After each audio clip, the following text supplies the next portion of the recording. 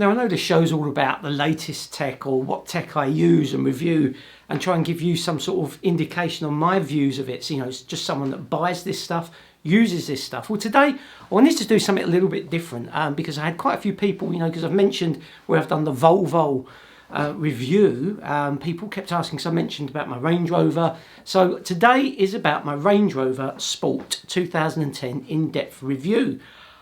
I think it can still hold its own against the others. I think it's, you know, something that's, you know, 2010, you know, we're now in 2021, so it's coming up for the 11 years old.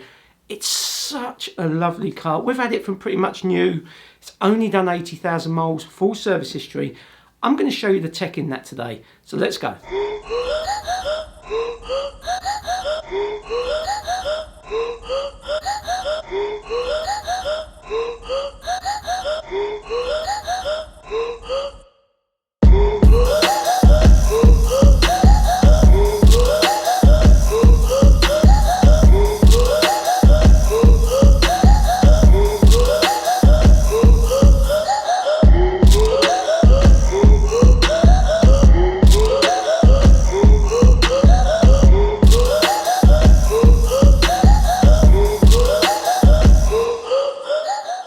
So let's start with the design. I think in today's world, I think it holds its own. It's got the colour's nice. I've got that electric blue, got the cream leather interior.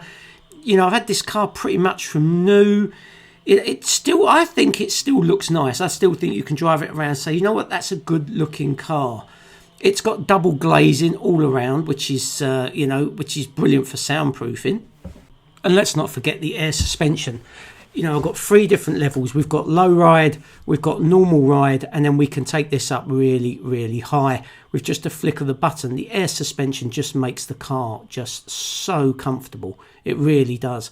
It just is a whole new level.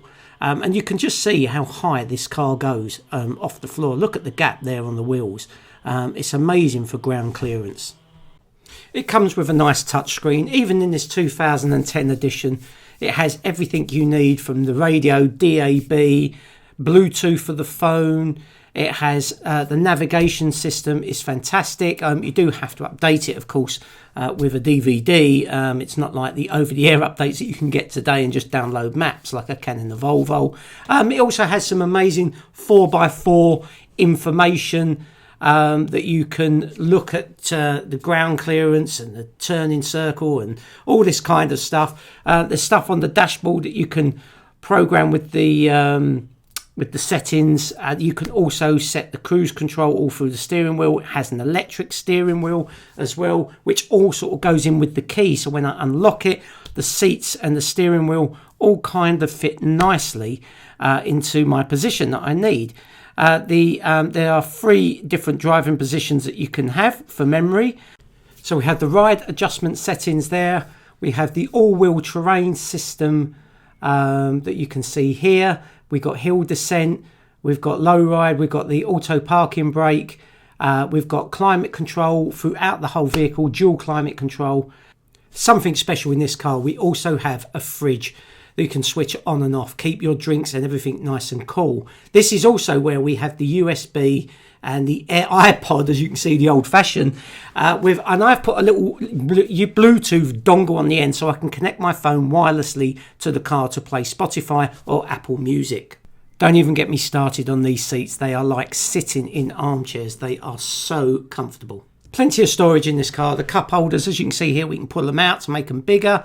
We've got a dual glove box system, little trash bin there that we can use. The dual glove box system here, we've got a top one, and we also have one underneath, fair size. And then the door bins, they're not too bad. You can get bottles and stuff in them, but that's about it.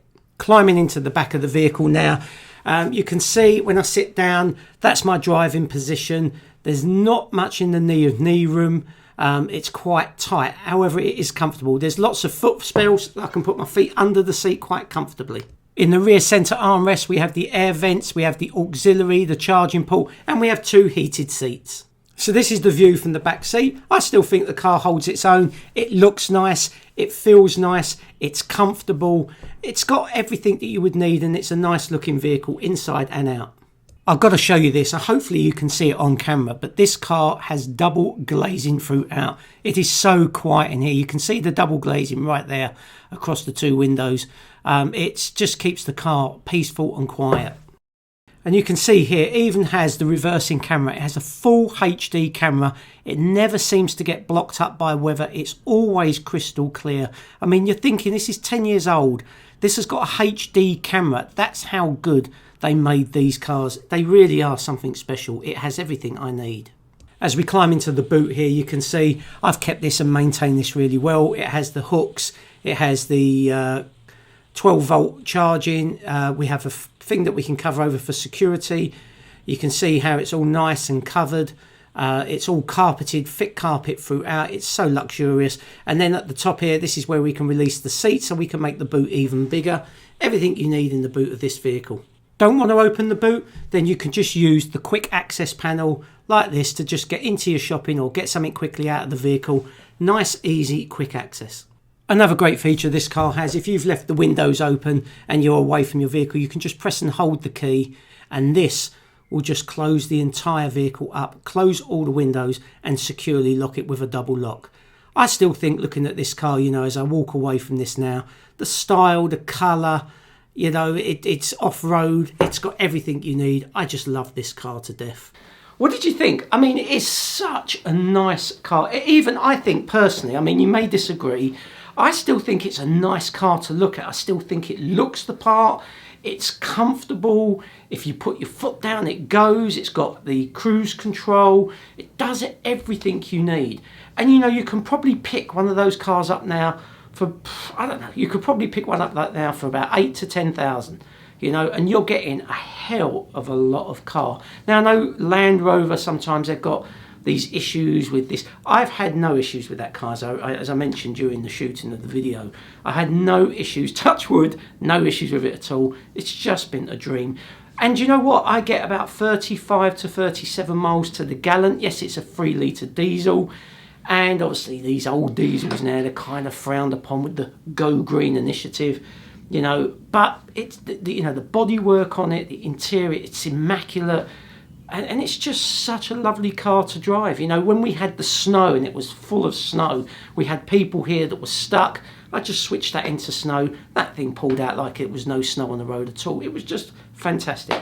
So the Range Rover 2010 in-depth review. I hope you enjoyed this video. I've got a lot more to come, so please, if you enjoyed this video, make sure to leave a like, put a comment in below what your views on some of the older cars. Do we need to really go out and spend a fortune on these new cars with the latest technology, or can some of these older cars still cope with what we've got today?